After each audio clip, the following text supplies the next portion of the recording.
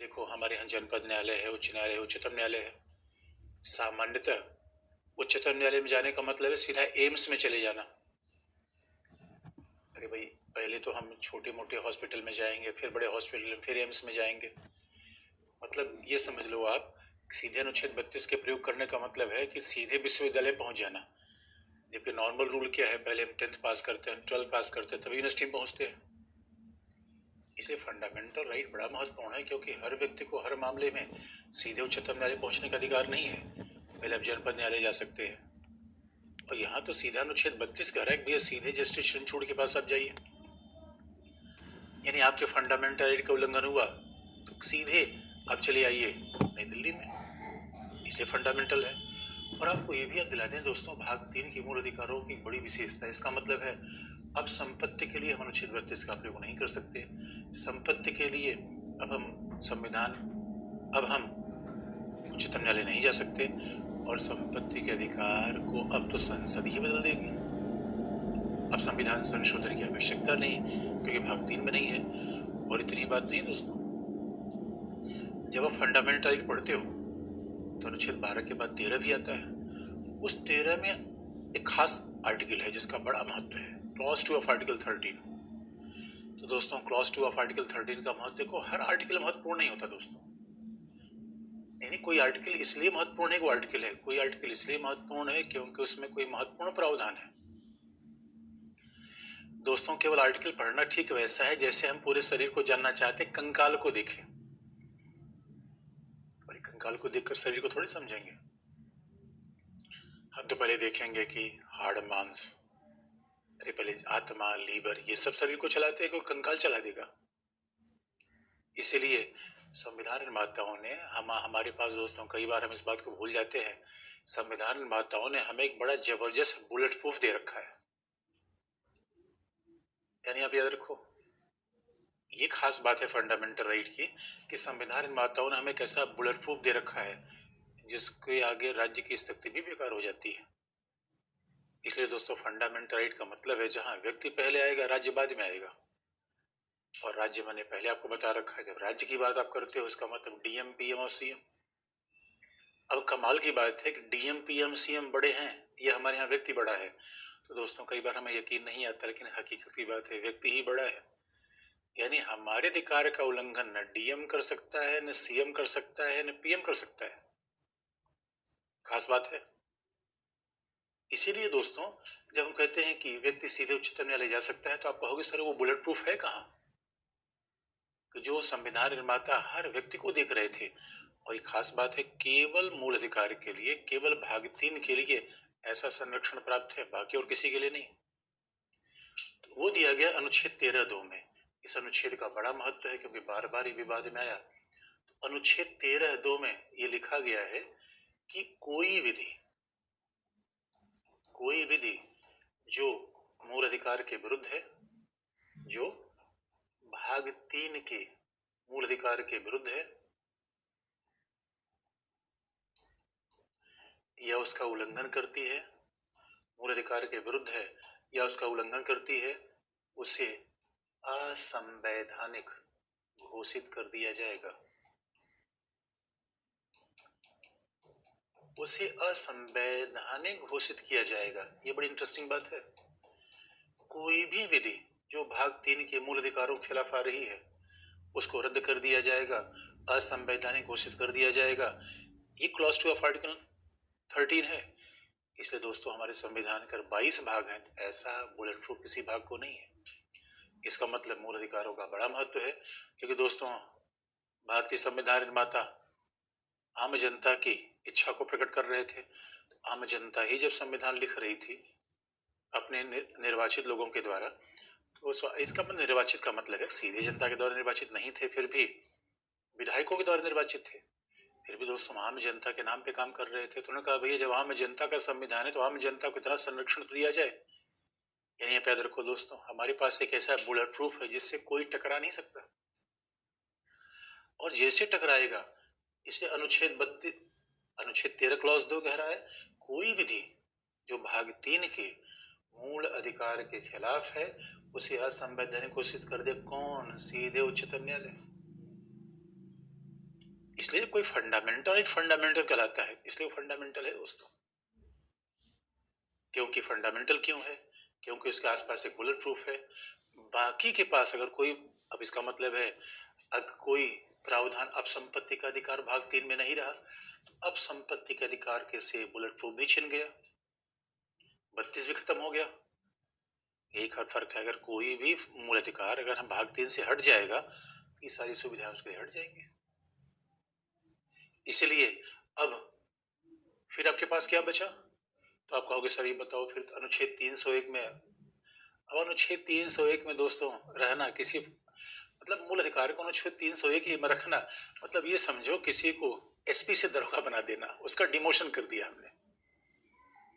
किसी को पुलिस कप्तान से दरोगा बना दो, कांस्टेबल बना दो, ऐसा हमने संपत्ति के अधिकार के साथ कर दिया। अब पीएम से कह दो विधायक बन जाए तो यार उसकी बेइज्जती ही तो है।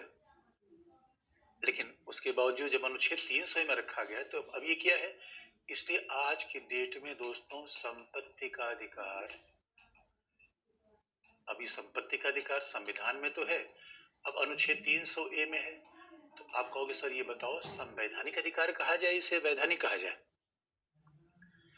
तो हकीकत की बात यह है कि हमारे यहाँ संपत्ति का जो अधिकार है उसके साथ लिखा है तो संविधान में, लेकिन अनुच्छेद 301 में लिखा क्या गया है? थोड़ा शब्द आप देखिए तो लिखा गया है किसी व्यक्ति को विधि द्वारा स्थापित प्रक्रिया के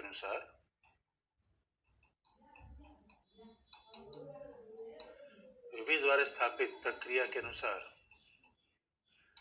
संपत्ति से वंचित किया जाएगा। यानी संपत्ति छीनी जाएगी, संपत्ति से वंचित किया जाएगा, यानी संपत्ति ले ली जाएगी, संपत्ति छीन ली जाएगी।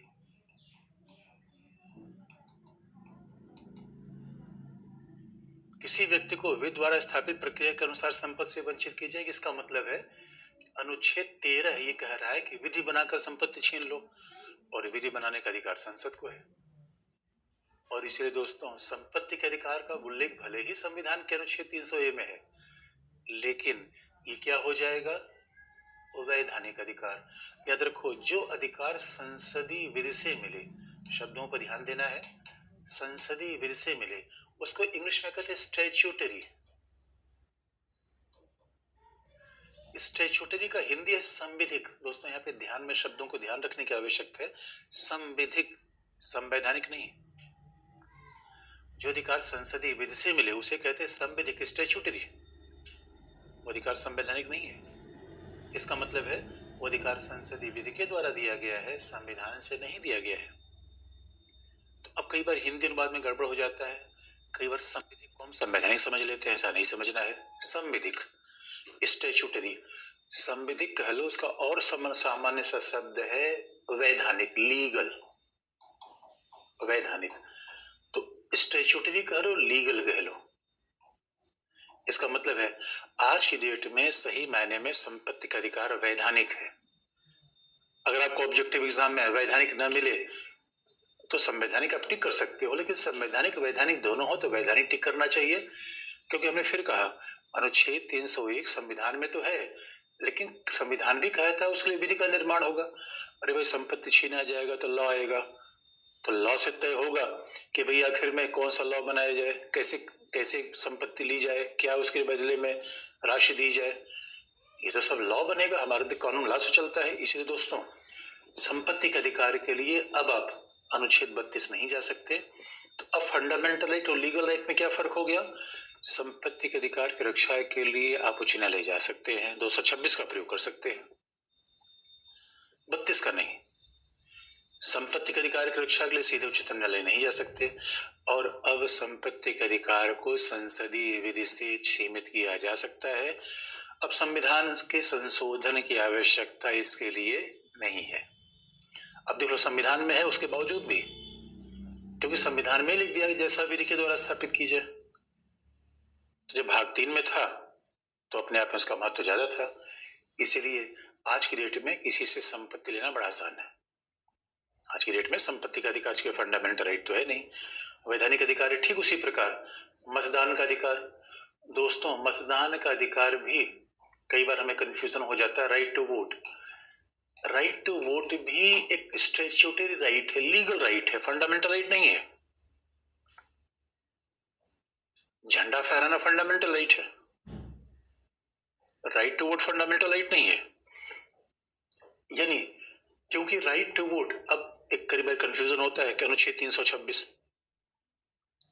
कई बार कंफ्यूजन इसलिए हो जाता है दोस्तों, राइट टू वोट शब्द का प्रयोग संविधान किसी आर्टिकल में नहीं है, भाग 3 का सवाल ही पैदा नहीं होता। और जो भाग 3 में फंडामेंटल राइट होता नहीं, वैसे भी आप देखो दोस्तों, जिसे कहते हैं संवैधानिक अधिकार, तो संवैधानिक अधिकार जैसी चीज नहीं होती, या तो फंडामेंटल होता है तो लीगल राइट होता है। कई बार हम कह देते संवैधानिक अधिकार, अरे भाई संविधान जो अधिकार, संविधान कह रहा है कोई लॉ बना दो भाई, तो लॉ से जो अधिकार मिलेगा तो वैधानिक होगा, लीगल होगा, स्टैट्यूटरी होगा, जो भी कह लीजिए, संविधिक कह लीजिए, वैधानिक कहिए, संविधिक कहिए, आशय एक है, संविधिक, संवैधानिक नहीं, संविधिक। और ठीक वैसे अब मतदान के अधिकार में कई बार कंफ्यूजन ये हो जाता है कि अनुच्छेद 326 में लिखा गया है कि हर व्यक्ति का नाम निर्वाचक नामावली में होना चाहिए। यानी जो भी व्यक्ति 18 वर्ष के ऊपर का है 61वें संविधान संशोधन के बाद। और बड़ी इंटरेस्टिंग बात है, हमारे यहाँ शादी करने के लिए किस वर्ष उम्र चाहिए? वोट देने के लिए 18 वर्ष। इसका मतलब दोस्तों ये होता है कि जीवन साथी का चयन करना ज्यादा मुश्किल है सरकार के चयन करने से। तो जो भी 18 वर्ष के ऊपर का व्यक्ति होगा उसका निर्वाचक नामावली, निर्वाचक नामावली का मतलब होता है कि वोटिंग वोटर लिस्ट, उसमें नाम शामिल होगा। ये बात अनुच्छेद 326 में लिखी गई है। अब इस आधार पर हम ये सोच लेते हैं कि हमें वोटिंग राइट है, भाई वोटिंग राइट की बात तो वहां कहीं की ही नहीं गई है। इसीलिए हमारे यहाँ जहां कह रहा मत देने का अधिकार, ये संसदीय अधिनियम से बना हुआ है। ये मत देने का अधिकार फंडामेंटल राइट नहीं है, संसदीय अधिनियम से है। और आप दोस्तों देखो, जो संसदीय अधिनियम से जैसे ये है, उसे हम क्या कहेंगे? संविधिक, स्टैट्यूटरी। इंग्लिश में क्या कहा जाएगा? स्टैट्यूटरी, संविधिक। इसे क्या कहा जाएगा? वैधानिक, लीगल राइट। लीगल कहो, आप स्टैट्यूटरी कहो, तो राइट टू वोट एक लीगल राइट है, स्टैट्यूटरी राइट है, ये है वैधानिक अधिकार। इसका सीधा सा मतलब दोस्तों, जो हमारे यहाँ वैधानिक अधिकार है वो संसदीय अधिनियम से मिलता है। और ये किससे मिला? जन प्रतिनिधित्व अधिनियम 1951, रिप्रेजेंटेशन ऑफ पीपल्स एक्ट, जन प्रतिनिधित्व अधिनियम। जहां दोस्तों अधिनियम हो जाए वो संसद का अधिनियम है, एक्ट। जन प्रतिनिधित्व अधिनियम 1951 से वोटिंग राइट है ये, तो स्टैट्यूटरी राइट हो गया। इसे कहा भी जाता है दोस्तों फंडामेंटल राइट का यही महत्व है। हम किसी स्टैट्यूटरी राइट के लिए सीधे उच्चतम न्यायालय नहीं पहुंच सकते, और जो विधि, जो अधिकार संसद ने दिया वो संसद छीन भी सकती है, यानी उसके लिए संविधान संशोधन की आवश्यकता नहीं है। तो दोस्तों बुलेट प्रूफ हमारा छीन लिया, इसे फंडामेंटल राइट का विशेष महत्व होता है। तो ये है अनुच्छेद 31। तो आज भी संपत्ति का अधिकार हमारा ये है कि पुलिस संपत्ति नहीं छीन सकती, सीधे डीएम साहब आके हमारी संपत्ति नहीं छीन सकते, उसके लिए कोई कानून होना चाहिए, इतनी बात तो है। लेकिन अब सीधे उच्चतम न्यायालय नहीं पहुंच सकते क्योंकि बुलेट प्रूफ ही छीन लिया। अब लोग तो कहते हैं दोस्तों आज की दुनिया में उदारीकरण आ गया, भूमंडलीकरण आ गया।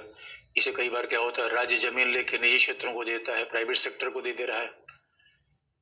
तो लोग कहते हैं कि भाई 25वें संविधान संशोधन से संपत्ति के अधिकार पे जो हमने प्रतिबंध लगा रखा था वो पर्याप्त था, हटाने की क्या जरूरत थी? अब संपत्ति का अधिकार हटा दिया, इसका मतलब है फिर तो राज्य विधि बनाकर संपत्ति ले लेगा, निजी कंपनियों को दे देगा, खत्म हो गया मामला। कई बार लोगों ने बड़ी कठिनाई आ जाती है। इसका मतलब आप ये पूछेंगे, सर ये बताओ, अच्छा इसका मतलब किसी भी मूल अधिकार को संविधान से हटा दिया जाएगा? तो ऐसा नहीं है।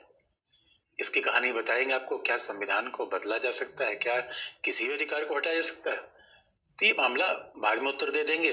फिलहाल दोस्तों अब चले हम अगला फंडामेंटल राइट, जो सही मायने फंडामेंटल राइट आखिरी ही है, क्योंकि उसके बाद तो फंडामेंटल राइट के अपवाद ज्यादा है, एक्सेप्शन है, प्रतिबंध है।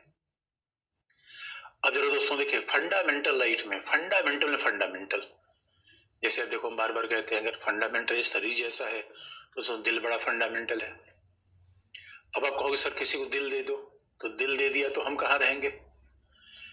ये पता नहीं कैसे लोग बायोलॉजी पढ़ के भी दिल देते रहते हैं। साइंस का स्टूडेंट कैसे दिल देता है, जरा सोचो बच्चों। अरे भैया जब हमने किसी को दिल दे दिया तो हमारा दिल कहाँ रहा? अरे दिल नहीं दे सकते यार, किसी को गुलाब दे सकते हैं, किसी को कप दे सकते हैं, गिफ्ट दे सकते हैं, दिल कहाँ से देंगे? लेकिन लोग भावना में बात कह देते हैं। इसलिए दोस्तों आप देखो फंडामेंटल में कुछ फंडामेंटल राइट है 14, 19, 32। ये फंडामेंटल है, कोर है। तो जब भूकंप आता है तो एक सेंटर उसका होता है, वो सबसे इंपॉर्टेंट होता है। वैसे हमारे यहाँ फंडामेंटल 3, तो उसी में 3 में से एक देखा जाए अनुच्छेद 32। यानी आप ये देखो अनुच्छेद 32 का महत्व क्यों है दोस्तों। अनुच्छेद 32 ठीक वैसा है जैसे मैं आपको कह दूं भाई देखो बाइक हिंदुस्तान में तमाम किस्म की बाइक आ जाए, हीरो होंडा, हार्ले डेविडसन, सब कुछ बाइक आ जाए, मैं कहूं भैया पेट्रोल नहीं मिलेगी, चला लो बाइक, तो आपको अगर बाइक देने क्या मतलब है, पेट्रोल तो ही नहीं है। ये खास बात है। और दोस्तों ठीक वैसी बात है ये, जैसे आप बीमार हो गए और गए दवाई स्टोर के सामने, तमाम दवाई रखी हुई है, बस वहां डॉक्टर नहीं है कि दवाई आपको दे कौन। इसलिए दोस्तों अनुच्छेद 32 क्या कह रहा है, संवैधानिक उपचारों का अधिकार, यानी कॉन्स्टिट्यूशनल रेमेडीज, संवैधानिक उपचारों का अधिकार। दोस्तों रेमेडी के लिए हम कब जाते हैं भाई, उपचार का मतलब इलाज करवाना, उपचार करवाना। और दोस्तों रेमेडी के लिए कब जाते हैं, देखिए तमाम किस्म की रेमेडी होती है, बीमारियां किस्म की है। आप तो कई बीमारी तो सामाजिक होती है, तो बीमारी उपचार तो हम जाएंगे बीमारी होगी। तो अब जरा देखो बीमारी कौन सी है दोस्तों। कई बीमारियां तो कैसे होती हैं, सामाजिक, भ्रष्टाचार, सांप्रदायवाद, ये सामाजिक बीमारियां हैं। कई बीमारी होती है शारीरिक, कोरोना, खाज, खुजली, हैजा, शारीरिक बीमारी। कई बीमारी मनोवैज्ञानिक होती है। मनोवैज्ञानिक का मतलब है कोई मुझे याद कर रहा है, कोई मुझे चाह रहा है, मैं दुनिया का सर्वश्रेष्ठ आदमी हूं, ये मनोवैज्ञानिक बीमारी है। कई बार ऐसे आ जाता है। वैसे एक बीमारी है संवैधानिक। तो अनुच्छेद 32 कह रहा है संवैधानिक बीमारी हो जाएगी तो भैया संवैधानिक उपचार मिलेगा और उपचार देगा उच्चतम न्यायालय। अब सवाल है उपचार देगा उच्चतम न्यायालय, तो उपचार कैसे मिलेगा? तो उसके लिए थोड़ा भाई एनासिन है, बिकोसूल है, कोई ना कोई भाई उपचार जाओगे डॉक्टर के पास दवाई देगा। अब लेकिन डॉक्टर दवाई कैसे देगा दोस्तों, डॉक्टर खड़ूस एक अच्छा है, जरा देखे और क्या क्या दवाई है, बिकोसूल है कि एनासिन है कि नेमोस्लाइड है, जरा देख तो लें क्या क्या दवाई है मिल सकती है। तो अगर किसी की, इसलिए दोस्तों याद रखो अनुच्छेद 32 फंडामेंटल राइट है, इसका मतलब है इसको संसद हटा नहीं सकती, इसका मतलब है इसे बुलेट प्रूफ प्राप्त है। अनुच्छेद 32 फंडामेंटल राइट है, इतना ही नहीं, इसका मतलब आप जानते हो फंडामेंटल राइट को आप संविधान से बिना संशोधन के हटा नहीं सकते, संसदीय विधि आप हटा नहीं सकते, संसदीय विधि कोई बनेगी ये खत्म हो जाएगी, अनुच्छेद 32 के खिलाफ नहीं बन सकती, इसलिए फंडामेंटल है। लेकिन इसकी दूसरी भूमिका है, अनुच्छेद 32 का इतना महत्व क्यों है? पहला, अनुच्छेद 32 स्वयं में मूल अधिकार है। एक तो बाकी, लेकिन बाकी इसका महत्व क्यों है? अन्य मूल अधिकारों को क्रियान्वित करने का माध्यम है।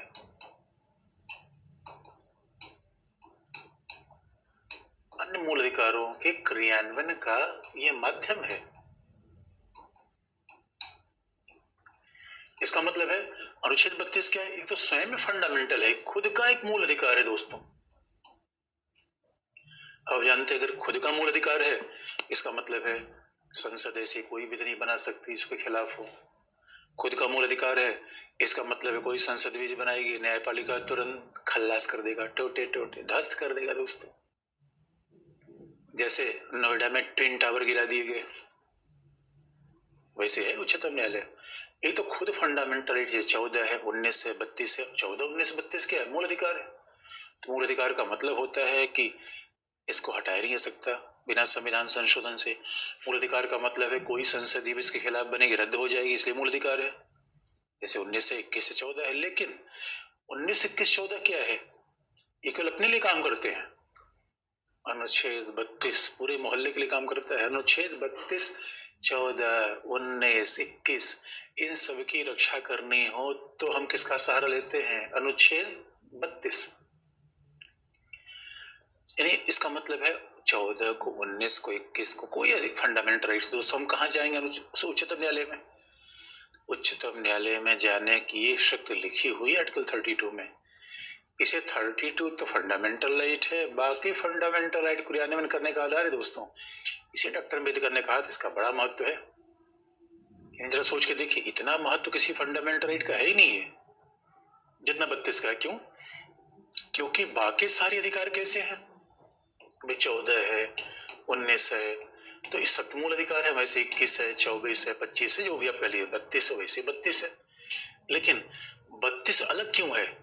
क्योंकि अन्य मूल अधिकारों को अगर सांस लेना है दोस्तों, अन्य मूल अधिकारों को जीवित रहना है, तो पंपिंग कहां से होगी? 32 से। क्योंकि सभी मूल अधिकारों की रक्षा के लिए हमें उच्चतम न्यायालय जाना पड़ेगा। सभी मूल अधिकारों की रक्षा के लिए उच्चतम न्यायालय जाना पड़ेगा, और उच्चतम न्यायालय केवल 32 में ही जाया जा सकता है। ये डॉक्टर अम्बेडकर ने इसलिए कहा था इस संविधान की हृदय और आत्मा है। शब्द का हृदय है दोस्तों, आत्मा। और शरीर में दिल से बड़ा कोई चीज है नहीं। आत्मा मतलब शरीर का, ठीक है, मतलब इसेंस है दोस्तों। मतलब इससे आप अगर निकाल देंगे तो फिर उस भाई आपसे कोई कहे दिल ही दे दो, तो बाकी उसके बाद क्या बचा शरीर में? तो हड्डी लेकर हम क्या करेंगे? इसे हाथ पैर दोस्तों इधर उधर होता है, शरीर चल जाता है, दिल ही कोई निकाल ले तो कैसे मामला चलेगा? संविधान के हृदय और आत्मा है दोस्तों, इसीलिए इसका बड़ा महत्व है। लेकिन अब देखें कि ठीक है, अगर ये हृदय आत्मा हो गई तो सवाल है कि आखिर में इसकी रक्षा होगी कैसे? अब हम इसकी रक्षा कैसे करेंगे? तो अब अनुच्छेद 32 में जाएंगे, दवाई कौन सी मिलेगी? हमें बीमारी क्या है, दवाई क्या है? तो बीमारी क्या है? कोई हमारा अनुच्छेद 21 जीवन का अधिकार छीन ले। बीमारी क्या है? आजादी छीन ले। अरे यही तो संवैधानिक बीमारी है। तो कोई अनुच्छेद 21 कोई छीन ले, बीमारी हो गई, और उपचार के लिए हम जाएंगे उच्चतम न्यायालय। और अब देखिए उच्चतम न्यायालय क्या उपचार देगा। तो उच्चतम न्यायालय जो उपचार देगा, जरा देख लें कौन कौन से उपचार हैं उच्चतम न्यायालय के पास।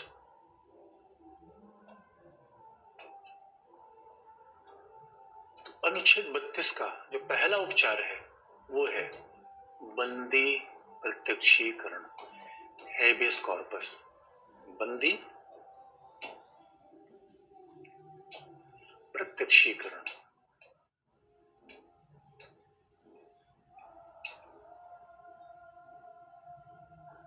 Habeas corpus. हेबियस कॉर्पस बंदी प्रत्यक्षीकरण लैटिन शब्द है, और इसका मतलब है हैव आवर ओन बॉडी, अपना शरीर प्राप्त करना। तो बंदी प्रत्यक्षीकरण का सीधा मतलब है हैव आवर ओन बॉडी, अपना शरीर प्राप्त करना। इसका मतलब दोस्तों अब एक अजीब सी बात है, हमारा शरीर हमारे पास नहीं तो किसके पास है? अपना शरीर प्राप्त करना अजीब सी बात है। यानी आपसे पूछे जाए अपने से मुलाकात करते हो, आप कहोगे यार क्या बात कर रहे हो, अपने से मुलाकात, अपना शरीर प्राप्त करना? अरे अपना शरीर भी कोई ले सकता है क्या? हाँ, कई बार ऐसा हो जाता है। क्योंकि दोस्तों याद रखो, हमारे यहाँ सरकार कई बार क्या करती है, क्योंकि लोक व्यवस्था बनाए रखने का दायित्व पुलिस को दिया गया है। अब लोक व्यवस्था बनाए रखने का दायित्व पुलिस को है, और पुलिस किसी को पकड़ती है इस आधार पे कि अगला आदमी ने कानून का उल्लंघन किया। लेकिन आप याद रखो, जब पुलिस किसी को पकड़ती है तो फिर कानून की विशेषज्ञ तो पुलिस नहीं है। अब पुलिस कहेगी हाँ इसने कानून का उल्लंघन किया, तो पुलिस उस व्यक्ति को ले जाके मजिस्ट्रेट के पास रखेगी कि मजिस्ट्रेट साहब देखो कानून का उल्लंघन किया कि नहीं है। इसलिए दोस्तों जब किसी को पुलिस पकड़ती है तो स्वाभाविक रूप में उसको 24 घंटे के भीतर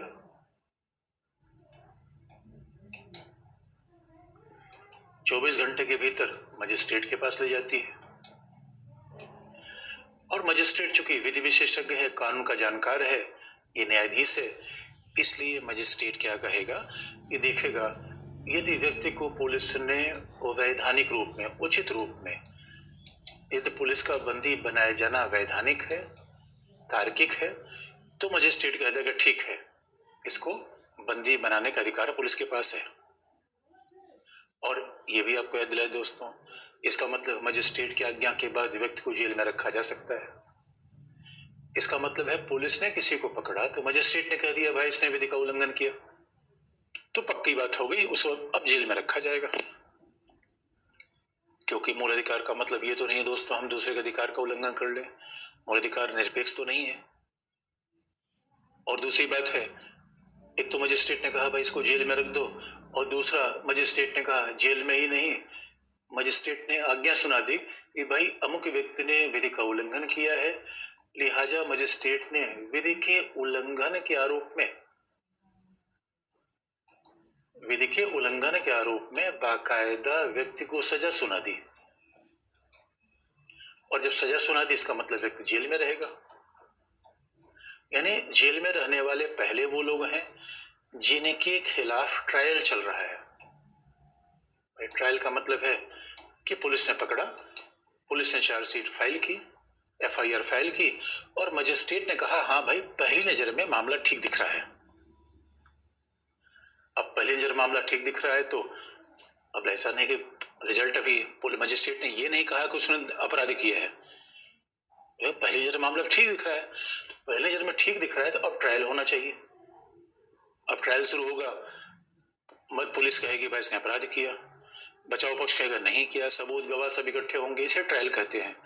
यानी जब तक व्यक्ति को न्यायाधीश दंडित न कर दे उस प्रक्रिया के बीच वाले पार्ट को ट्रायल कहते हैं। ट्रायल का मतलब है गवाही सबूत सब होता रहेगा, जैसे कभी आप देखो जॉली एलएलबी में। लेकिन अब सवाल दूसरा है, यानी इन मामलों में बात ध्यान में रखने की है कि इन मामलों में बंदी प्रत्यक्षीकरण की याचिका नहीं दी जा सकती। जब कहते हैं बंदी प्रत्यक्षीकरण मतलब शरीर प्राप्त करना, अपना शरीर प्राप्त करना कैसे? क्या जिसे मजिस्ट्रेट के परमिशन से जेल में बंदी बनाया गया उससे अपना शरीर प्राप्त करना? नहीं। जिसे मजिस्ट्रेट ने दंड दे दिया है दोस्तों, अगर ऐसा होता फिर तो पूरा तिहाड़ जेल खाली हो जाती। हर जनपद में जेल होती नहीं, क्योंकि हमें पता है भाई हमें कोई बंदी नहीं बना सकता, तो इसलिए इन मामलों में बंदी प्रत्यक्षीकरण नहीं दिया जाएगा। बंदी प्रत्यक्षीकरण तभी दिया जाएगा जब पुलिस ने किसी व्यक्ति को अवैधानिक रूप में हिरासत में लिया हो। पुलिस ने किसी व्यक्ति को अवैधानिक रूप में पकड़ लिया हो, मनमानी रूप में पकड़ लिया हो, पुलिस ने किसी व्यक्ति को अवैधानिक रूप में हिरासत में रख लिया हो, तो न्यायाधीश आज्ञा देगा 24 घंटे के भीतर उसे प्रस्तुत किया जाए।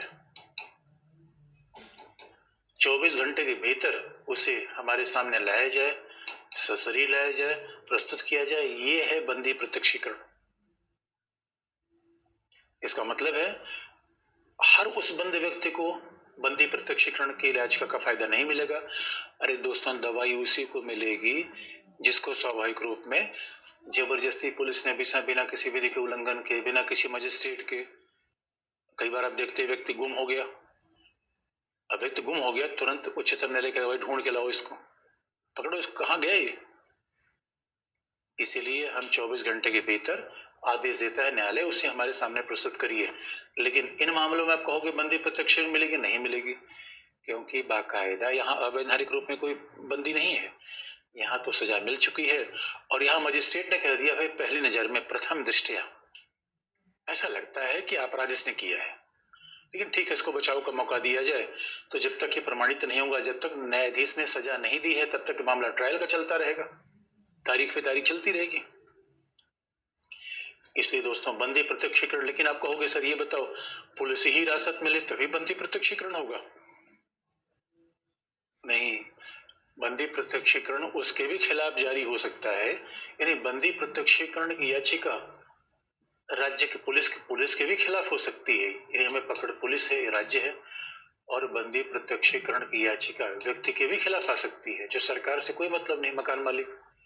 अब मकान मालिक ने हमें किराया नहीं दिया, बंद कर लिया घर में, जाने नहीं दिया, तो भी हम हेबियस कॉर्पस लेके जा सकते हैं उच्चतम न्यायालय में।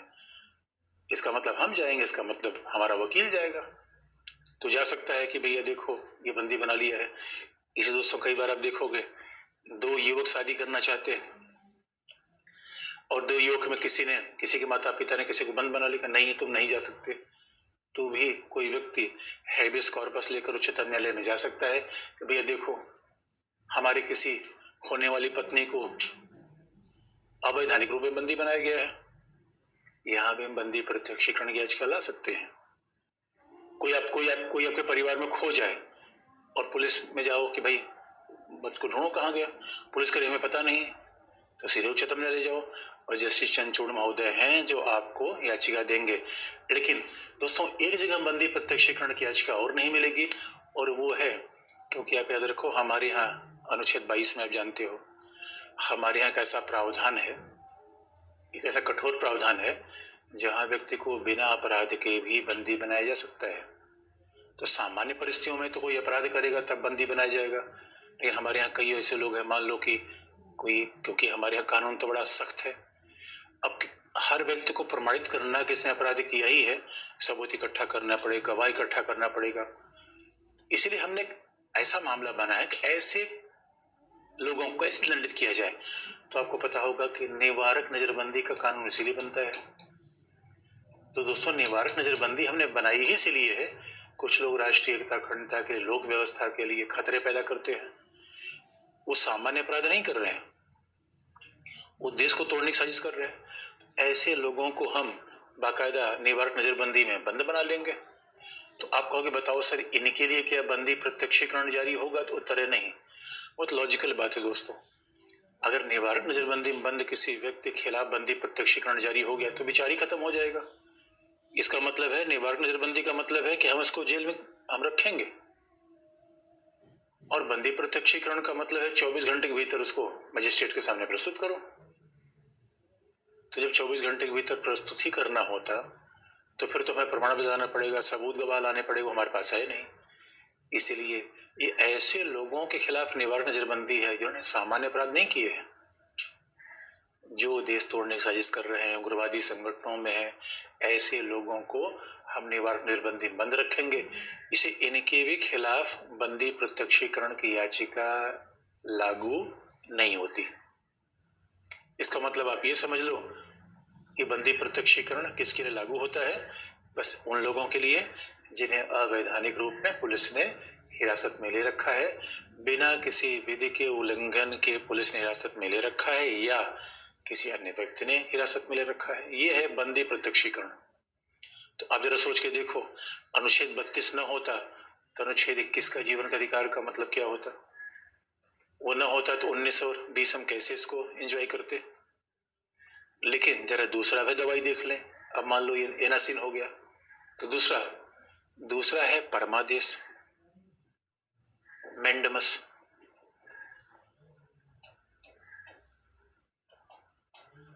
दूसरी याचिका क्या है? मैंडमस परमादेश। तो परमादेश का सीधा सा मतलब है भाई आदेश देना, वी कमांड। तो लैटिन शब्द है परमेंडमस, जिसका मतलब है हम आदेश देते हैं, वी कमांड।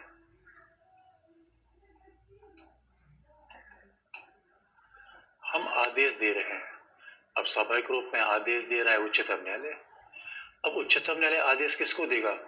किसी सार्वजनिक पद पर बैठे व्यक्ति को। सार्वजनिक पद पर बैठे व्यक्ति को, इसका मतलब सरकारी व्यक्ति को। सार्वजनिक पद का मतलब सरकारी व्यक्ति, यानी भाई डीएम सार्वजनिक पद, पुलिस कप्तान सार्वजनिक पद, डीजीपी सार्वजनिक पद। और इसका मतलब है कि अब कहोगे सर ये बताओ सार्वजनिक पद राष्ट्रपति राज्यपाल ये भी तो सार्वजनिक पद है। तो दोस्तों आप याद रखो, राष्ट्रपति राज्यपाल सार्वजनिक पद तो है, एक्सेप्शन है। क्योंकि बात आपको याद दिला दें, राष्ट्रपति और राज्यपाल का पद, हमारे कहावत इंग्लैंड में चलती थी, king can do no wrong. राजा कभी कोई गलती नहीं करता, राजा काम ही नहीं करता। अरे भाई, जो काम करेगा तो गलती करेगा दोस्तों। हम राष्ट्रपति राज्यपाल क्या है, हमारे घर के दद्दू जैसे हैं कि भाई न तो वो पैसा रख रहे हैं, न वो लठ चला रहे हैं, सांकेतिक प्रधान है हमारे परिवार के। इसे राष्ट्रपति राज्यपाल सार्वजनिक पद है, लेकिन राष्ट्रपति राज्यपाल के खिलाफ परमादेश जारी नहीं होगा, ये अपवाद है। अच्छा दोस्तों, उसका और भी कारण है। एक तो ये है कि भाई ये काम तो करते नहीं, क्योंकि ये तो मूलतः मंत्री के कहने पर, प्रधानमंत्री कहने पर काम करते हैं। अब ये तो मूल रूप में सांकेतिक प्रधान है, संवैधानिक प्रधान है। इसलिए अब देखोगे ये राष्ट्रपति राज्यपाल के अपने काम थोड़े हैं, सारे काम तो प्रधानमंत्री करते हैं। नाम होता है राष्ट्रपति, यानी करता है तो नहीं, या नाम मेरा हो रहा है। कई बार दोस्तों जिस बाइक को हम चला रहे होते हैं, पता चला वो बाइक हमारे पिताजी के नाम से खरीदी गई है, तो नाम किसी और का है, काम कोई और कर रहा है।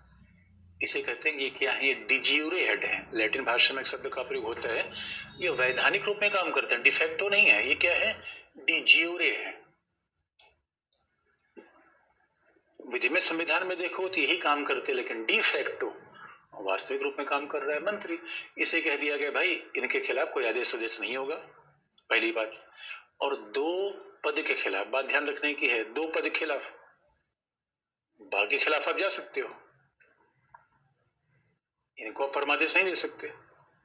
दो पद के खिलाफ और तीसरा प्रधानमंत्री के खिलाफ आप जा सकते हो, बाकी लोगों के खिलाफ जा सकता है, दो खिलाफ नहीं।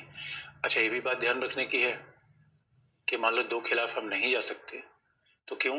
क्योंकि इसके पीछे एक व्यवहारिक कारण लगाया गया दोस्तों। हमारे यहाँ कई बार, अब कोई एमपी है, कोई एमएलए है, तो आप देखो उसके खिलाफ 100 मुकदमे हैं, 100 में आधे तो फर्जी है।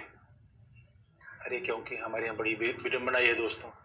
अब कोई बच्चा क्या है, दिल्ली में पढ़ रहा है, उसके परिवार का दूसरे झगड़ा हो गया, अब वो परिवार का व्यक्ति दिल्ली में रहने वाले बच्चे का भी नाम FIR में लिखा देगा। अब बताओ, उसका झगड़े से कोई मतलब नहीं था, क्योंकि परिवार क्या सोचता है कि नाना भाई अब हमसे झगड़ा हुआ है तो मैं इसके पूरे परिवार को फंसाऊंगा। इसलिए अब मान लो दोस्तों, ये MP MLA के खिलाफ आधे मुकदमे तो पॉलिटिकल होते हैं, क्योंकि अब MP कोई बनना चाहता है तो उसके विरोधी ने कहा भैया तो इस मुकदमे में है, यहाँ अपराधी है, वहां अपराधी है। इसलिए राष्ट्रपति राज्यपाल के खिलाफ ऐसा न हो, कम से कम इतने इनमें गरिमा बची रहे दोस्तों। नहीं पता चला कि कोई राज्यपाल बन गया तो बगल का आदमी अब्दुल नजीर जी गवर्नर बन गए, तो उनके पड़ोसी कह रहे नहीं भैया तो हमारे यहाँ को मारने धमकी दे रहे थे। लो, एक बिला वजह भी बात खड़ा कर देंगे हम। दोस्तों ऐसा नहीं होना चाहिए, भारत में ऐसा हो जाता है, इसलिए गड़बड़ है मामला। इसलिए इनको दूर रखा गया। भैया परमादेश न्यायालय ने नहीं देगा, इन्हें न्यायालय परमादेश नहीं देगा, बहुत बड़ी बात है ये। इसलिए कहा जाता है कि राष्ट्रपति राज्यपाल अपने काम के लिए न्यायालय के प्रति उत्तरदायी नहीं होते। ये बात अगर आपको याद हो गई तो हमने आर्टिकल 361 में अनुच्छेद 14 के साथ भी बात बताई थी। बहुत इंपॉर्टेंट बात है, यानी गवर्नर का ही चलता है दोस्तों। दूसरी बात, आप कहोगे ठीक है सर, सार्वजनिक पद पर बैठे व्यक्ति को परमादेश किस बात का दिया जाएगा? किसी सार्वजनिक कर्तव्य के निर्वहन का। भाई सार्वजनिक कर्तव्य, अब सार्वजनिक कर्तव्य क्या है? हमारे यहाँ जितने हैं, DM साहब हैं तो उनका काम क्या है? लोक व्यवस्था बनाए रखना। पुलिस कप्तान है, CMO है, अब कोई चीफ मेडिकल ऑफिसर है और स्वाभाविक रूप में मच्छर फैलता जा रहा है, चिकनगुनिया फैलती जा रही है, तो CMO का एक काम है कि भाई चिकनगुनिया को रोके, और चिकनगुनिया फैलने से नहीं रोक पा रहा है, इसका मतलब फिर इसका सार्वजनिक पद पर रहने का मतलब क्या है? इसका मतलब दोस्तों हमारे यहाँ जितने भी, यही तो खास तो फंडामेंटल राइट है, हमारे यहाँ जितने पद हैं वो सब आम जनता की सेवा के लिए है, और आम जनता का ध्यान न रख पाए तो हमारे मूल अधिकार का उल्लंघन होगा, और मेरे मूल अधिकार का उल्लंघन मैं कहाँ जा सकता हूँ? उच्चतम न्यायालय। इसलिए उच्चतम CMO का पद है भैया चिकनगुनिया, MCD कमिश्नर, CMO मतलब chief medical officer, MCD commissioner, इसका काम है सर को साफ रखा जाए, इसलिए परमादेश दिया जाएगा। इसलिए अब देखते हो उच्चतम न्यायालय हमेशा कहते हैं भाई ये काम नहीं किया, ये काम नहीं किया, आदेश दो चलो।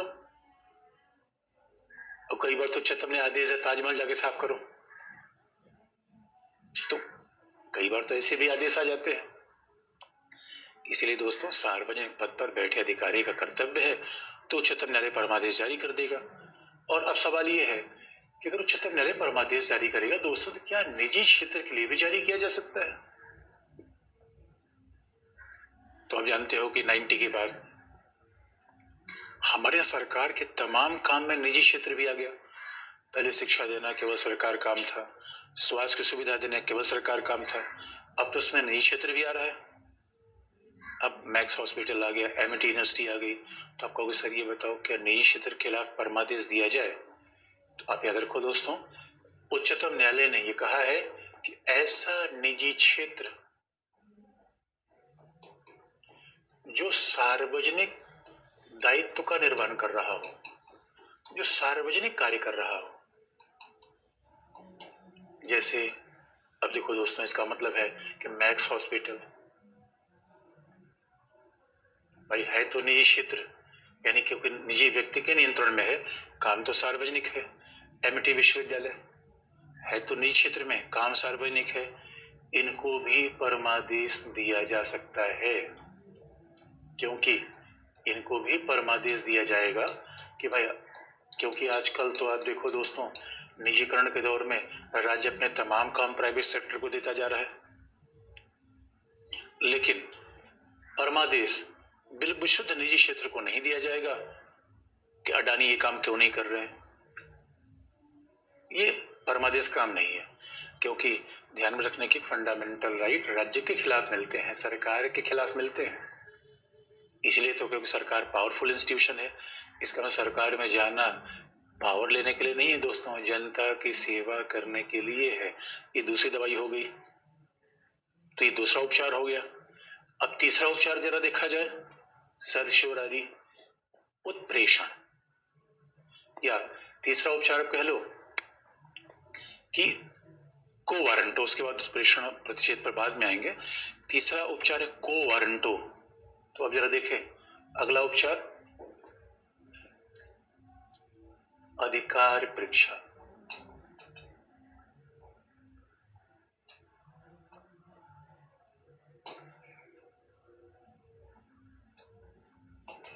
अच्छा, आप पूछोगे दोस्तों कि क्या उच्चतम न्यायालय किसी सरकार को आरक्षण के लिए परमादेश दे सकता है? तो उच्चतम न्यायालय का भैया ये काम हमारा नहीं है, हम आरक्षण जारी करने की थोड़ी परमादेश देंगे। अब आप पूछोगे सर ये बताओ, उच्चतम न्यायालय के स्पीकर को परमादेश दे सकता है? तो हकीकत की बात है, वो है तो सार्वजनिक पद, लेकिन स्पीकर को ही परमादेश नहीं दे सकता। कारण उसका अलग है, क्योंकि हम संसद में आएंगे, स्पीकर का बड़ा महत्व है। अरे भाई, सदन को चलाने का दायित्व स्पीकर का है ना। उच्चतम न्यायालय थोड़ी कहेगा अब बजट प्रस्तुत किया जाए, अब बजट प्रस्तुत किया जाए। और एक बड़ा इंटरेस्टिंग पार्ट आया, इसलिए आप याद रखो, कई जगह उच्चतम न्यायालय और भी परमादेश नहीं दे सकता, क्योंकि संविधान के और भी कई प्रावधान है जहां हमें ध्यान रखना पड़ेगा। लेकिन अगर हम कहें कि अधिकार परीक्षा, को वारंटो, अच्छा ये भी कई बार विवाद का विषय हो जाता है कि लोग कह रहे भैया क्या उच्चतम न्यायालय को आदेश देना चाहिए कि वैक्सीन फ्री में बांट दो। यहाँ पर विवाद हो जाता है। जब उच्चतम न्यायालय तो आजकल आदेश दे ही रहा है भैया वैक्सीन फ्री में बांटो, कीमत कम कर दो, ऐसे आदेश उच्चतम न्यायालय देता है। और कई बार ऐसे आदेशों से सरकार की बड़ी फजीयत होती है, तो ये न्यायपालिका में हम देखेंगे अलग से। लेकिन अब दूसरा अधिकार परीक्षा दोस्तों, अधिकार परीक्षा बड़ा इंटरेस्टिंग पार्ट आया। अधिकार परीक्षा मतलब बाई व्हाट एन अथॉरिटी, मतलब किस हैसियत से आप पद पर हैं। बाई व्हाट एन, किस हैसियत, मतलब देखो हैसियत का मतलब दोस्तों ये नहीं कि उच्चतम न्यायालय पूछ रहा है पैसा कितना है, पावर कितना है, ये हैसियत का मतलब नहीं है। बाई व्हाट एन अथॉरिटी, इस हैसियत का मतलब है कि अगर कोई सार्वजनिक पद पर है, अगर कोई सार्वजनिक पद पर है तो क्या उसकी नियुक्ति वैधानिक रूप में हुई है? अगर कोई सार्वजनिक पद पर है तो नियुक्ति वैधानिक हुई है। पहला, क्या उस पद के लिए वह योग्य था? क्या वो व्यक्ति पद के लिए योग्य था? क्या उसकी नियुक्ति वैधानिक थी? ये उच्चतम न्यायालय जांच करता है। और अगर कोई व्यक्ति इस पद के योग्य न हो या उसकी नियुक्ति ठीक ना हो। अभी आपने देखा होगा उच्चतम न्यायालय ने कहा कि भाई मुख्य निर्वाचन आयुक्त की नियुक्ति कैसे हुई। ये क्या है? अधिकार परीक्षा। आप याद रखो, सार्वजनिक पद यानी अधिकार परीक्षा निजी क्षेत्र के लिए नहीं दिया जा सकता, क्योंकि दोस्तों सार्वजनिक पद का मतलब है, यही खास बात है दोस्तों, हमारे लोकतंत्र है। ऐसा नहीं है कि राजा जिसको चाहेगा उसे सारा अपॉइंट कर देगा। बहुत भाई हम विधि का शासन चलता है। ये नहीं कि प्रधानमंत्री जिसको चाहेंगे उसी को आईएएस बना देंगे, ऐसा नहीं हो सकता।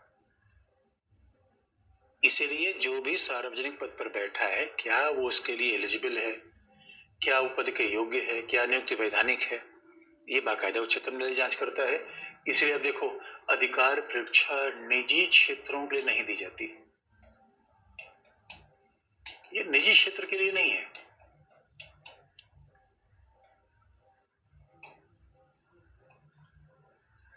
ये निजी क्षेत्र के लिए थोड़ी होगा कि अधिकार परीक्षा दिया जाए।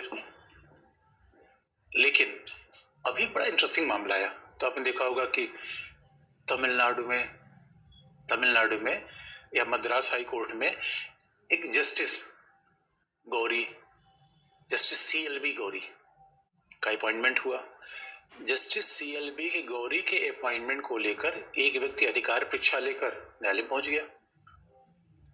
उसने कहा कि जस्टिस गौरी इस पद के लिए एलिजिबल नहीं है। तो सवाल है, क्या अधिकार परीक्षा न्यायाधीशों की नियुक्ति में भी लिया जा सकता है, या न्यायालय केवल कार्यपालिका के विरुद्ध करेगी?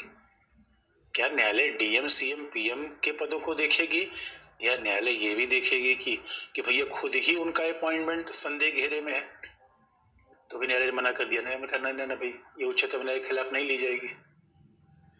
अधिकार परीक्षा उच्चतम न्यायालय के खिलाफ नहीं हो सकती। उच्चतम न्यायालय के निर्णय में ही उच्चतम न्यायालय की नियुक्ति में अधिकार परीक्षा नहीं होगी।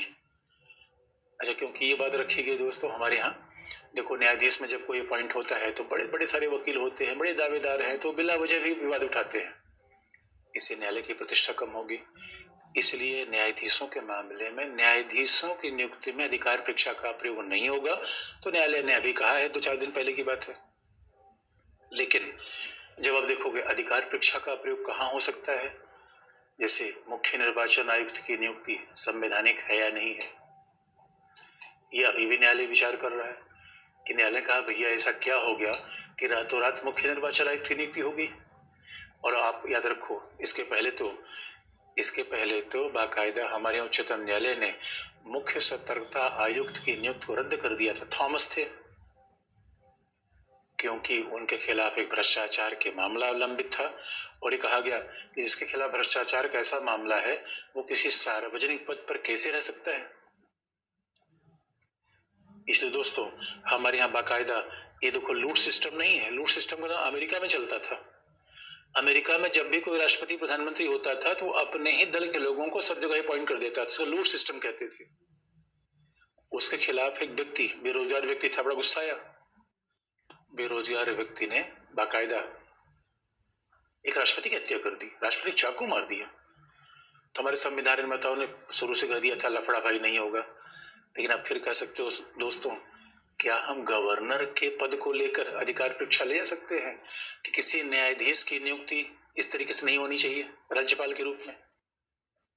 राज्यपाल तो सार्वजनिक पद है दोस्तों। अरे राज्यपाल तो सार्वजनिक पद है, अधिकार परीक्षा क्या हम उसके खिलाफ ले जा सकते हैं? तो उत्तर है नहीं।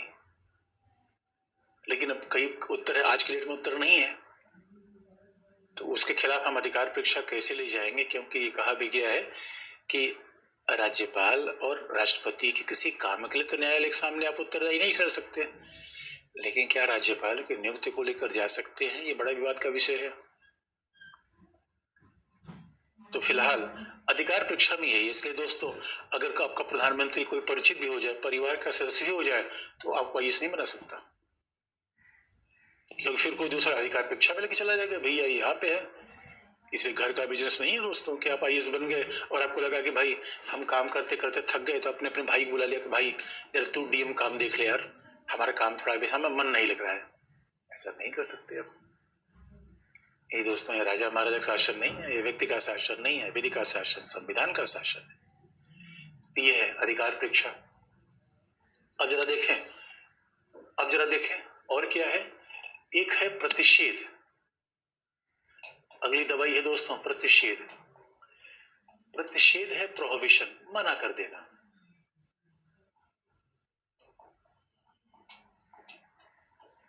प्रतिषेध कर लो, प्रोहिबिशन कर लो, मना कर देना। अब देखो हमारे यहाँ दोस्तों बात ध्यान में, कौन किसको मना करेगा, तो अब आपको बता दें कि हमारे यहाँ एक है उच्चतम न्यायालय, और दोस्तों को याद दिला दें उच्चतम न्यायालय और उच्च न्यायालय ये दोनों एक दूसरे के समानांतर है। बड़ी ध्यान देने की बात है। ये तो शक्तियां थोड़ा सा ऊपर नीचे हैं, वो हम न्यायालय में बता भी देंगे, लेकिन उच्च न्यायालय उच्चतम न्यायालय के अधीन नहीं आता, ये ध्यान रखने की बात है। उच्च न्यायालय उच्चतम न्यायालय के समानांतर शक्ति रखता है। अब इसी वजह से आप कहोगे कि सर ये बताओ उच्च न्यायालय को तो उच्चतम न्यायालय का निर्णय मानना चाहिए। हाँ, निर्णय के मामले में ठीक है कि उच्चतम न्यायालय जो कहेगा उच्च न्यायालय उसका ध्यान रखेगा, लेकिन उच्च न्यायालय उच्चतम न्यायालय का अधीन नहीं है। लेकिन जो जनपद न्यायालय होता है, जनपद न्यायालय स्वाभाविक रूप में अधीन न्यायालय है। तो हमारे तीसरा मुख्य न्यायालय है जनपद न्यायालय। तो जनपद न्यायालय ये माना जाता है कि भाई ये उच्च न्यायालय के अधीन है, तो जनपद न्यायालय को आदेश उच्चतम न्यायालय भी दे सकता है, जनपद न्यायालय को आदेश उच्च न्यायालय भी दे सकता है। तो आपको बात ध्यान में रखने की है कि प्रतिषेध की याचिका उच्चतम न्यायालय उच्च न्यायालय को नहीं देगा, बल्कि उच्चतम न्यायालय किसको देंगे, जनपद न्यायालय को। उच्च न्यायालय किसको देंगे, जनपद न्यायालय को। यानी उच्चतम न्यायालय उच्च न्यायालय को नहीं दे सकता, और उच्च न्यायालय भाई उच्चतम न्यायालय को नहीं देगा, क्योंकि अब ऐसा तो नहीं है कि दो समानांतर ही दो आईएएस हैं, थोड़ा सा जूनियर सीनियर हैं, तो है तो बराबरी का दर्जा, फिर भी थोड़ा सीनियरिटी का मामला है। इसलिए प्रतिषेध उच्च न्यायालय या उच्चतम न्यायालय जनपद न्यायालय को देता है, यानी उच्चतम न्यायालय उच्च न्यायालय को नहीं देगा। अब जनपद न्यायालय को क्यों देगा, क्यों जनपद न्यायालय को ही। तो दोस्तों ये बता दें हमारे यहाँ न्यायालय के अलावा और भी तमाम न्यायालय आजकल बन चुके हैं। जनपद न्यायालय तो एक न्यायालय है, उसी के साथ साथ पता नहीं कितने अधिकरण ट्रिब्यूनल बन चुके हैं। तो प्रतिषेध न्यायालय के खिलाफ नहीं, अधिकरण के भी दिया जा सकता है, ट्रिब्यूनल, जो हमें न्यायालय में अलग से देखना भी है। और दोस्तों ये भी आपको याद दिलाते हैं, कल मेरी क्लास नहीं रहेगी। अब एक जगह ही जरूरी काम से मुझे शादी में जाना है, तो कल के बजाय आपकी क्लास परसों से रहेगी, परसों से कंटिन्यू रहेगी, कल केवल नहीं रहेगी। तो ये अधिकरण है, ट्रिब्यूनल है, तो ट्रिब्यूनल को भी, जैसे हमारे यहाँ तमाम ट्रिब्यूनल है, ट्रिब्यूनल को भी बाकायदा प्रोविजन दिया जा सकता है। और आजकल तो ऐसा भी हो रहा है दोस्तों, प्रशासन को भी, इन्हें सामान्यतः हम ये समझते हैं कि प्रतिषेध का मतलब है जो उच्चतम न्यायालय अपने से नीचे के न्यायालय को दे, और उच्च न्यायालय में नीचे न्यायालय को दे, जनपद न्यायालय को इसीलिए अधीनस्थ न्यायालय कहा जाता है। तो प्रतिषेध अधीनस्थ न्यायालय के खिलाफ निचला अदालत, इसे अधीनस्थ न्यायालय कह लीजिए, आम भाषा में निचली अदालत कह लीजिए। इसका मतलब है उच्चतम न्यायालय और उच्च न्यायालय दोनों अपर जुडिशरी में आते हैं, ये निचली अदालत में नहीं आते, ये हायर जुडिशरी कहलाते हैं। और आपको फिर दिला दें, अब अगर अधीनस्थ न्यायालय है तो सामान्यतः तो प्रतिषेध अधीनस्थ न्यायालय के खिलाफ दिया जाता है, अधिकरण के भी खिलाफ दिया जाता है, जिसको मैं आगे न्यायालय में पढ़ना है। अधिकरण का मतलब समझ लो, जिसके कुछ काम न्यायपालिका के हो, कुछ काम प्रशासन के हो। जैसे आप देखोगे रेरा में, यानी जो हमारे यहाँ रियल एस्टेट को रेगुलेट करने के लिए जो बिल आया है रेरा, पर्यावरण के लिए अलग अधिकरण है, प्रशासन के लिए अधिकरण, तो लेबर कोर्ट अलग है, अधिकरण तमाम है। लेकिन आजकल क्या हो रहा है कि प्रतिषेध का प्रयोग उच्चतम न्यायालय उच्च न्यायालय किसी प्रशासनिक अधिकारी के भी खिलाफ कर सकता है।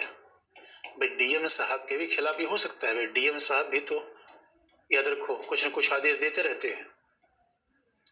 किसी प्रशासनिक अधिकारी के निर्णय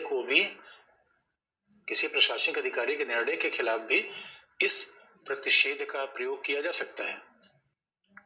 और प्रसिद्ध होता क्यों होता है, क्योंकि दोस्तों याद रखो हमारे यहाँ विधिका शासन है, और हर न्यायालय की, हर संस्था की प्रक्रिया है, क्षेत्राधिकार है। बात ध्यान रखना का है कि रखने की है कि हमारे कोई भी संस्था है वो पहली बात ध्यान रखेगी कि मामले सुनने की प्रक्रिया सही होनी चाहिए और इनका क्षेत्राधिकार, हर संस्था का क्षेत्राधिकार निर्धारित है, ज्यूरिसडिक्शन तय है और हर संस्था की प्रक्रिया बिल्कुल निर्धारित है। किस तरीके से काम करेगी वो निर्धारित है, क्या काम करेगी वो निर्धारित है। इसका मतलब दोस्तों, अब कोई लेबर कोर्ट क्रिमिनल मामले को हाथ लगा रहा है तो क्षेत्राधिकार का उल्लंघन कर रहा है। परिवार की अदालत, हमारे यहाँ परिवार अदालत भी है, परिवार की अदालत किसी आपराधिक मामले को देख रही है, भी अपने आप में क्षेत्राधिकार से बाहर है। तो आपको याद रखें, जब भी क्षेत्राधिकार का उल्लंघन होगा या जब भी प्रक्रिया का उल्लंघन होगा, प्रक्रिया का मतलब है कौन से गवाह आने चाहिए, कौन सबूत आने चाहिए, कैसी सुनवाई होगी, ये प्रक्रिया है। तो जब किसी प्रशासनिक अधिकारी के द्वारा, इसका मतलब है प्रोहिबिशन सामान्यतः तो अधीनस्थ न्यायालयों के लिए होता है, अधिकरणों के लिए होता है जो आधे न्यायालय है, लेकिन प्रशासन के लिए भी हो सकता है। इसका मतलब है किसी प्रशासनिक अधिकारी के द्वारा किसी जनपद न्यायालय के सुनवाई की प्रक्रिया और क्षेत्राधिकार को जब रोक दिया जाए, इसे कहते हैं प्रोहिबिशन। जनपद न्यायालयिक कार्यवाही को रोक देना, प्रतिबंधित कर देना, आम भाषा में कहते हैं स्टे कर देना। तो जनपद न्यायालय की सुनवाई को प्रतिबंधित कर देना, रोक देना, स्टे लगा देना, इसे कहते हैं प्रोहिबिशन। और स्टे क्यों लगाया गया? क्योंकि वे अपने क्षेत्राधिकार का उल्लंघन कर रहे हैं और वे अपने प्रक्रिया का उल्लंघन कर रहे हैं। इसे दोस्तों परिवार में भी हमारा क्षेत्राधिकार होता है, परिवार में भी तो हमारे क्षेत्राधिकार होते हैं कि हम क्षेत्राधिकार का उल्लंघन न करें। भाई सबके काम बटे हुए हैं कि पता चला कि हमने, और जनपद न्यायाधीश के भी तो काम बटे हुए हैं, तो जनपद न्यायाधीश ये सोचेगा कि हम उच्च न्यायालय काम कर ले, नहीं कर पाएगा। क्षेत्राधिकार आपका निश्चित है, क्या क्या करना है, क्या क्या सुनवाई करना है, हर न्यायालय काम बटे हुए हैं, प्रक्रिया भी तय है। ऐसा थोड़ी कि अपने मनमानी लोगों को गवाही के बुला के मामला निपटा देंगे। और अगर कभी ऐसा हुआ तो ये व्यक्ति के फंडामेंटल राइट का उल्लंघन होगा, तो व्यक्ति सीधा उच्चतम न्यायालय में जाएगा या उच्च न्यायालय में अनुच्छेद 226 में जाएगा। ये बात ध्यान रखने की है कि कोई भी याचिका आप उच्चतम न्यायालय भी ले जा सकते हैं, उच्च न्यायालय भी ले जा सकते हैं, बशर्ते अंतर होगा आर्टिकल का। और हकीकत की बात है कि उच्चतम न्यायालय को कहता है कि भैया पहले हाई कोर्ट होकर आओ, क्योंकि एक ही मामला उच्चतम न्यायालय ने कहा आएगा, तो अनुच्छेद का अंतर हो जाता है।